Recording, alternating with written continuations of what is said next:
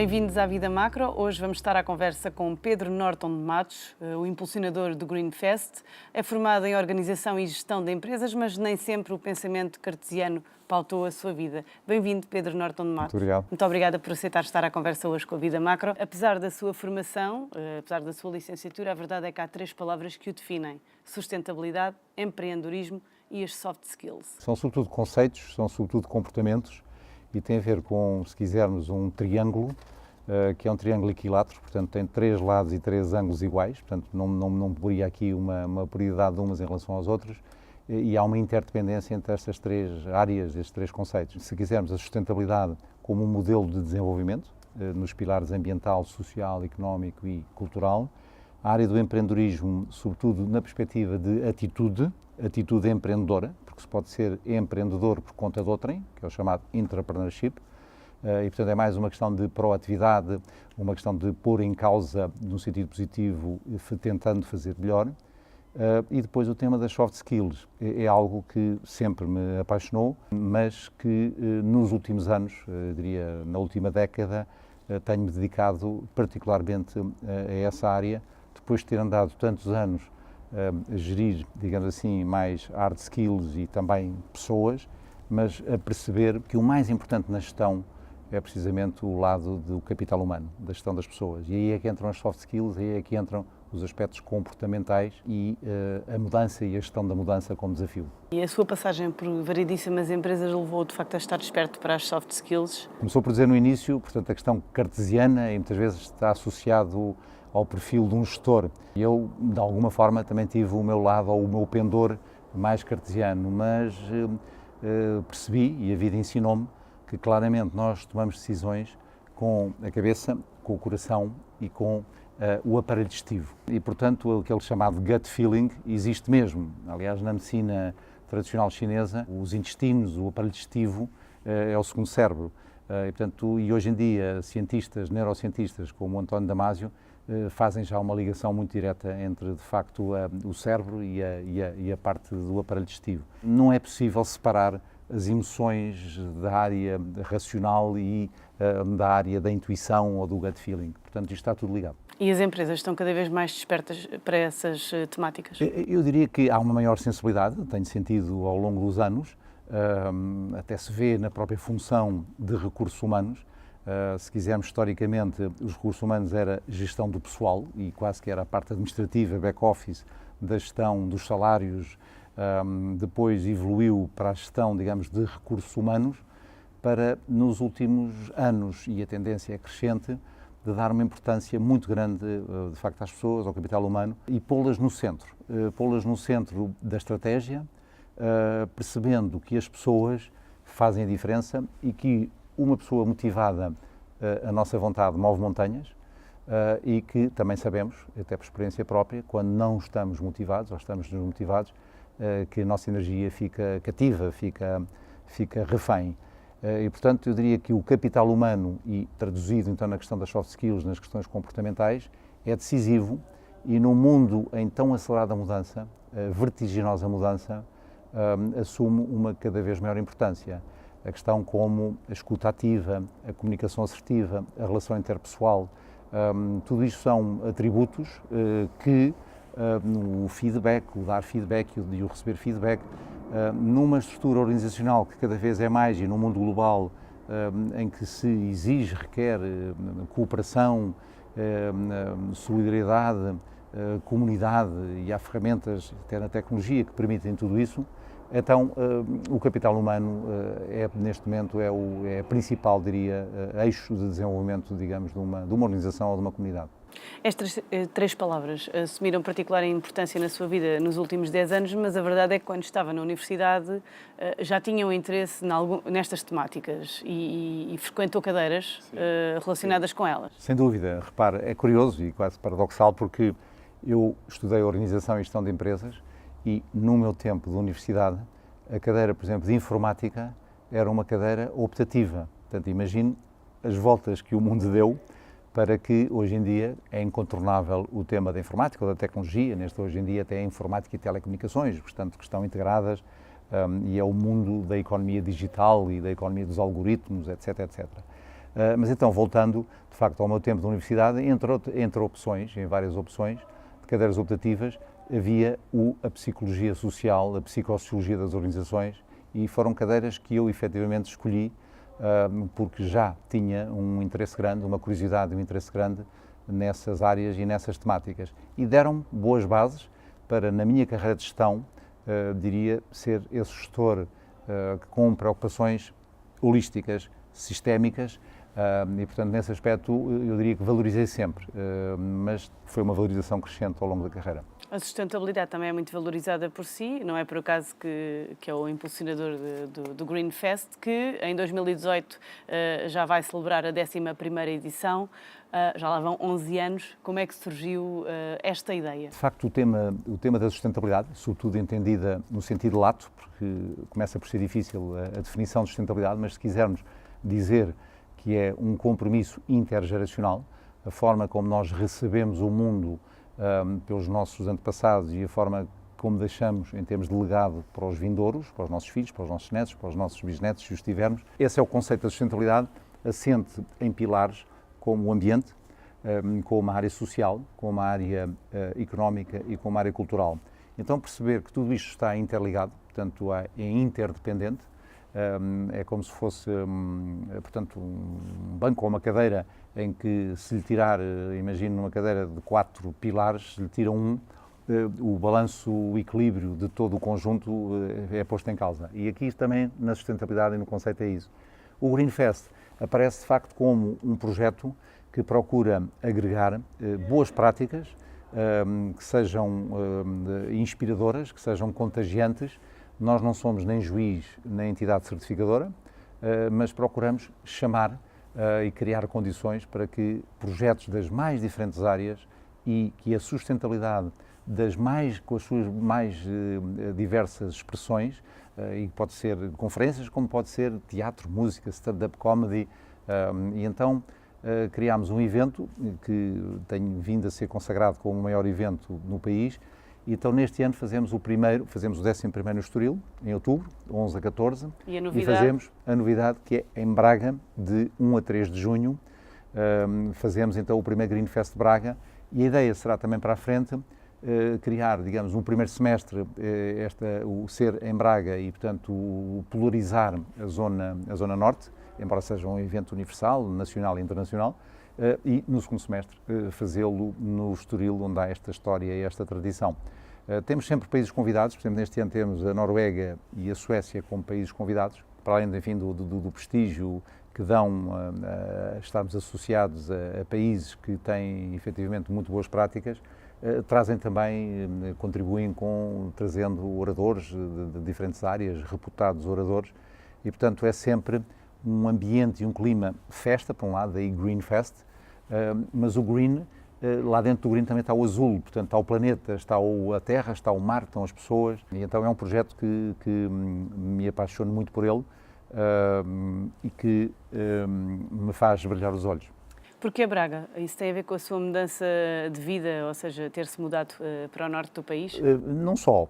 Ajuda o facto da proximidade, portanto hoje em dia de facto vivo perto de Braga, mas Braga nos últimos anos tem vindo de uma forma muito consistente a ser uma cidade, um distrito de grande desenvolvimento. Eu diria que é uma exceção na Europa e uma exceção em Portugal, porque tem sustentadamente um crescimento demográfico, muita juventude, a que não é alheio, naturalmente, a Universidade do Minho. A Universidade do Minho tem 20 mil alunos, tem 1.500 docentes, tem vários investigadores e, portanto, é sabido que as cidades que têm universidades que se desenvolvem de uma forma mais vigorosa. Depois, se associarmos a isso muitos centros de competência, há centros de competência, a Bosch e a Delphi, são exemplos que fornecem para todo o mundo sistemas multimédia, já até para os carros de nova geração, carros sem condutor, para todo esse futuro de mobilidade que se configura. Mas depois tem, por exemplo, o Instituto Internacional de Nanotecnologia. É dos institutos mais avançados do mundo, está numa rede também de institutos internacionais, com investigadores de vários países e é muito dinâmico. Depois tem o Instituto de Biosustentabilidade e Biotecnologia Braga, portanto, polariza, e eu, nesse aspecto, diria que para tentar que fugir um pouco à macrocefalia de Lisboa e do Porto, e não tem a ver agora com a moda, não digo que seja moda, mas a regionalização, que neste momento parece que os astros estão alinhados para poder dar um passo em frente nesse aspecto, mas eu sinto que há muito mais país para além do Terreiro do Paço, como se costuma dizer. E então tem sido, para mim, uma experiência magnífica, conhecer o ecossistema, não só de Braga, eu diria de todo o Norte, não só o Alto Minho, eu diria todo o Norte, onde há maior empreendedorismo, tradicionalmente está incutido nas pessoas esse espírito de iniciativa. Há também uma maior cooperação, e eu posso comparar, tendo vivido tantos anos e sendo alfacinha e vivendo na cidade, a cidade de Lisboa tem muitos atrativos e tem tido um boom, nomeadamente serviços de turismo, mas não tem a mesma alma empreendedora que tem o Norte, e a adesão tem sido entusiástica, as parcerias, porque no Norte vive-se muito, de facto, esta cooperação institucional e, portanto, o ecossistema, a biodiversidade, se quisermos aplicar o termo da biodiversidade também na vida das organizações, das empresas e instituições, acontece, de facto, mais no Norte, mas acho até muito interessante porque, qual polinização cruzada, nós trazemos ao Greenfest de Braga, no Norte, muitas das experiências que estão a passar no Norte e convidamos outras áreas, outras regiões do país, nomeadamente do Sul, para estarem presentes e depois vice-versa. E, portanto, procuramos também com isto uma polinização cruzada que resulte num melhor movimento e desenvolvimento deste tema da sustentabilidade. Mas o Greenfest em Braga não vai ser uma réplica do Greenfest do Estoril, ou vai? Não, conceptualmente, o denominador comum é alargado, não é? Nós, por exemplo, temos uma preocupação grande em qualquer dos eventos de atrair e trazer muita juventude. Acreditamos, francamente, no tal compromisso intergeracional e, portanto, de trazer jovens. E então temos sempre um programa nos dias de semana, um programa muito forte na área escolar, nomeadamente ciclo e secundário, muito forte, agrupamentos escolares que vêm com os seus professores visitar. E aí aqui fazemos, diria, um match entre os conteúdos que as empresas, que as instituições têm e adequamos-los aos níveis etários dos alunos. E procuramos também que essa experiência não seja uma experiência só, diria, de interruptor, on-off do evento, mas que se comece a viver antes, durante e depois. E há muitos dos professores, e que fazem toda a diferença, os professores entusiastas fazem toda a diferença, que lançam desafios aos alunos antes do evento, depois há a experiência do evento, que é gratificante, e depois há o pós-evento, como que um debriefing e trabalhos que são apresentados do evento. E este é um exemplo importante em que é um denominador comum, nós procuramos ter mas são escolas diferentes, são agrupamentos escolares diferentes, mas temos um parceiro nacional comum, por exemplo, que é a ABAI, a Associação da Bandeira Azul Europeia, que tem, entre outros programas, além das bandeiras azuis atlânticas e fluviais, certificando essas praias como, digamos, azuis, verdes, no sentido ambiental e social do termo, mas depois tem um programa de ecoescolas. Há mais de 1.600 ecoescolas no país e quer no Norte, quer no Sul há muitas e também muitas dessas escolas estarão presentes. É só um pequeno exemplo, porque depois, de facto, os conteúdos, sei lá, temos startups, temos empreendedorismo, mas são protagonistas diversos. Poderá haver um ou outro que pode estar presente nos dois eventos pela acuidade, pelo interesse do tema, mas há muita inovação, criatividade em cada um dos eventos. Portanto, nós procuramos inovar porque sentimos que isso também faz parte do nosso ADN. Quais são os temas em destaque este ano? Há um tema que nos vai acompanhar durante muitos anos, que é o tema dos chamados ODS, Objetivos do Desenvolvimento Sustentável, da ONU, da Unesco, que estabeleceu um conjunto de 17 objetivos com métricas, passíveis de serem monitorados, acompanhados, que nesses 17 objetivos, eu diria que estão lá os objetivos da sustentabilidade, do desenvolvimento sustentável. E, portanto, já existe esse framework e nós vamos procurar, em cada uma das edições futuras, de alguma forma, tê-los presentes, até porque estão interrelacionados, mas fazer o zoom em um ou outro em particular. Eu posso dizer, por exemplo, que o objetivo 12, 13 e 14, o 12 é alterações climáticas, o 13 tem a ver com a sustentabilidade, a ecologia, terra, e o 14, ou vice-versa, tem a ver com o mar, com a economia azul. E, portanto, estes três, digamos que funcionam como um mini cluster, e, portanto, podemos fazer o zoom, e neste ano vamos fazer o zoom nesse, como fazemos na produção e consumo responsável, e como fazemos em algumas áreas que o nosso site e a nossa app, que hoje em dia são incontornáveis neste mundo digital, e hoje em dia, portanto, é incontornável. Então chamamos ao tema deste ano, e esse sim é uma umbrella, um guarda-chuva para as duas edições, chamamos-lhe a Sustentabilidade 4.0, a oportunidade dos objetivos, dos 17 objetivos UDS 2030. Duas razões. Uma é introduzir aqui bem a noção que é importante ter de que a sustentabilidade é um desafio de médio e longo prazo, devendo e tendo que tomar decisões no imediato, no curto prazo, mas é algo que há que esperar em termos de expectativas que seja e que tenha impactos duradouros a médio e longo prazo. E daí o 2030 e o horizonte temporal estar aqui também bem explícito. Mas em relação à sustentabilidade 4.0, hoje em dia usa-se muito a expressão indústria 4.0, e então nós queremos, por um lado, mostrar esta questão, o 4.0 remete também para a tecnologia, para o digital, e portanto queremos também, de alguma forma, perceber como é que a tecnologia pode ser um facilitador, ser um meio e não um fim, e para nós isso é muito importante, ser um meio ao nosso serviço e não tornar-nos reféns e escravos dele, da tecnologia, do digital.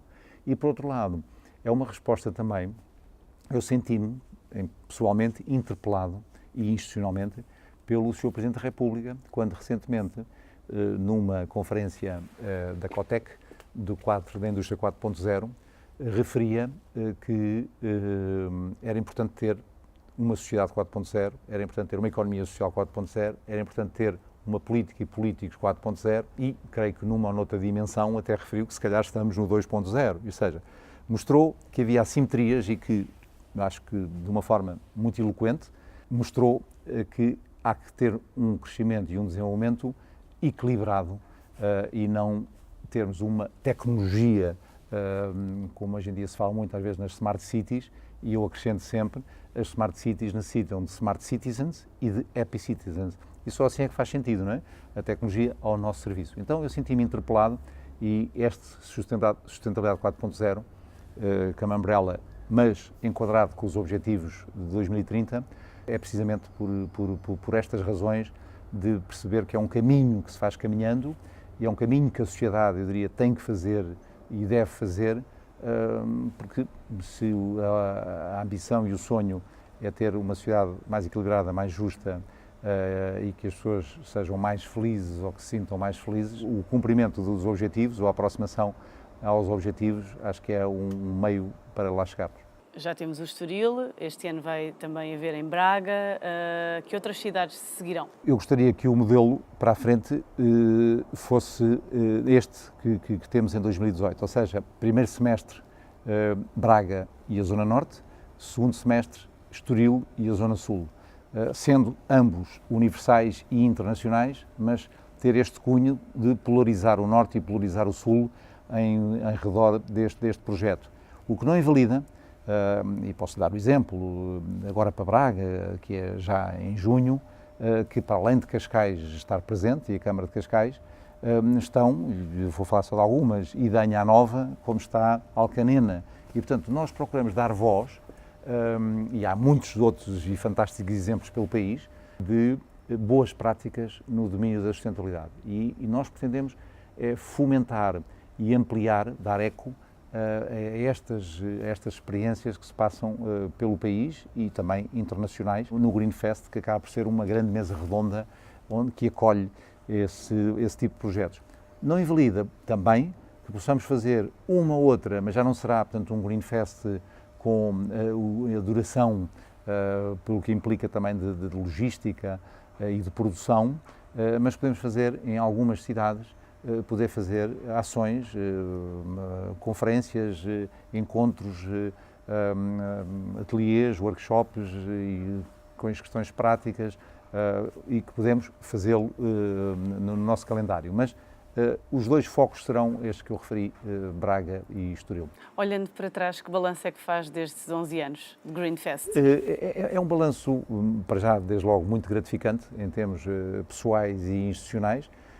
Dá para ver que numa década há muitas coisas, de facto, se mudaram e evoluíram e se alteraram, nomeadamente percepções. Felizmente que há também toda uma geração que está a crescer, de gente mais nova, que de alguma forma educa, sensibiliza os pais e os avós. Isto é um fruto de uma educação para a sustentabilidade. Por exemplo, Portugal tem números assustadores, entre 10% a 14% da população tem diabetes e é diabética, e o diabetes tipo 2 é a maior proporção, e a diabetes tipo 2 é fruto de estilo de vida. E tem a ver com vários fatores, mas os dois fatores principais são a nutrição e o sedentarismo, ou o exercício ou não exercício físico, ou melhor, a atividade física ou não. E estes são dois males da sociedade moderna que, infelizmente, ainda estão, diria, há muito trabalho para fazer nesses domínios, porque há uma campanha de desinformação enorme, nomeadamente em termos nutricionais. Eu dou-lhe o exemplo, eu tenho que o dizer, e digo com frontalidade, não é? Eu acho que não há nenhum pai, nenhuma mãe que queira dar a um filho, que queira fazer mal a um filho, mas quando está a dar refrigerantes que são um copo de água com 6 colheres de açúcar, está-se a fazer muito mal. Portanto, isso tem que ser denunciado, tem que ser dito. E não há aqui nenhuma teoria da conspiração, mas há o procurar clarificar e informar. Mas também vemos hoje em dia, e no tal balanço de 10 anos, vemos, por exemplo, que as prateleiras dos supermercados, eu diria de todos os supermercados, se calhar há 10 anos atrás, muitas não tinham nada ligado ao tema biológico ou mais orgânico, depois começaram timidamente a ter uma prateleira, um cantinho, e hoje em dia não só há lojas especializadas, não é, de retalho nessa área, como também todos, mesmo as grandes distribuidoras, têm e adquirem até empresas do ramo e têm uma preocupação. Então já são várias, se calhar, os corredores com produtos biológicos e orgânicos, porque há uma coisa que até os próprios médicos convencionais se têm esquecido. Eu aqui estou a generalizar, e é sempre perigoso generalizar, mas vou ser aqui um bocadinho também, uma vez mais, um bocadinho incisivo, que é, há um juramento.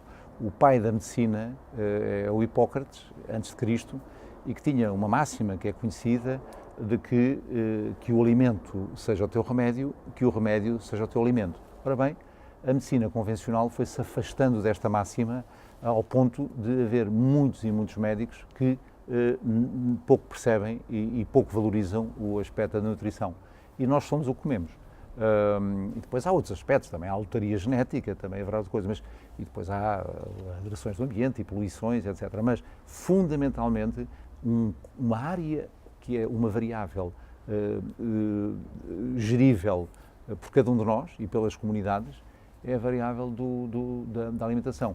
E a indústria e o desenvolvimento da indústria é muito perniciosa, porque comemos, de facto, muitos químicos, e isso é altamente prejudicial, portanto, à saúde. Portanto, aquilo que a gente puder fazer para evitar, eu dei-lhe um exemplo do açúcar que se come às colheradas, ou dos pais que dizem aos filhos para ir comprar gomas, e portanto isso é veneno, e portanto isso tem que ser. Eu ainda hei de ver escrito, por exemplo, em refrigerantes, escrito, tal como no tabaco, isto mata. Depois as pessoas decidem se querem ou não, é o livre-arbítrio, não é? A verdade é que foi um episódio com a sua saúde que também desencadeou uma mudança na sua vida aos 50 anos. Estava em vésperas, há poucos dias, de fazer 50 anos, portanto até é simbólico, numa vida altamente estressada e agitada, fazendo o que gostava e também com paixão, porque eu não saberei fazer as coisas a meio termo, mas de facto tive um episódio cardiovascular, tive um infarto, tive a sorte de ter sido apanhado a tempo, os astros estavam conjugados e não deixou sequelas e então permitiu-me, de alguma forma, acelerar um desejo que tinha de mudança e de mudar de vida. E parece, e cá está, e voltamos à questão comportamental, parece que nós muitas vezes, mesmo que cartesianamente, racionalmente pensemos, isto faz sentido, sei lá, deixar de fumar faz sentido, ou deixar de fazer este excesso, ou aquele excesso, deixar de comer açúcar. Ou comer açúcar, ou fazer ginástica, faz bem, ou ter mais atividade física. Portanto, isso são coisas que todos nós racionalmente sabemos. Agora, daí até levar à prática, há um fosso comportamental. E esse fosso, muitas vezes, só é preenchido, só é diminuído ou anulado quando há uma epifania. E aqui, digo por epifania, as barbas a arder. Portanto, um fogo, um tsunami, um terremoto, uma doença grave nossa, de alguém muito perto de nós, um incêndio, como infelizmente flagelou o país, isso então faz mudar de um minuto para o outro. E, portanto, às vezes aqui o que se diz, o que se procura dizer, às vezes com a experiência alheia, inspirar-nos uns aos outros, é pensar que não ter que forçosamente passar por uma epifania para fazer algumas mudanças que devem ser feitas, ou que nós, sem entrar em fundamentalismos, atenção, eu tenho e defendo muito a alegria de viver. Nós só podemos sentir-nos felizes também se conhecemos a infelicidade. E, portanto, isto também está muito presente nos conteúdos do Greenfest, esta ideia de que o indivíduo é um agente de mudança, é um agente de transformação, cada um de nós, como cidadãos, como consumidores, temos um poder enorme,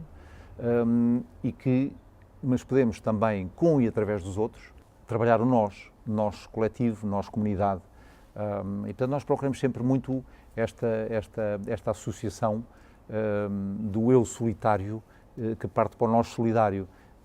Mas é um eu autoconfiante, é um eu com autoestima e que é seguramente a possibilidade de ser o tal agente de mudança e de transformação. E o Greenfest é esse agente de mudança. Pedro Norton de Matos, muito obrigada por estar hoje à conversa connosco aqui na Vida Macro. Estivemos então à conversa com Pedro Norton de Matos, o grande impulsionador do Greenfest.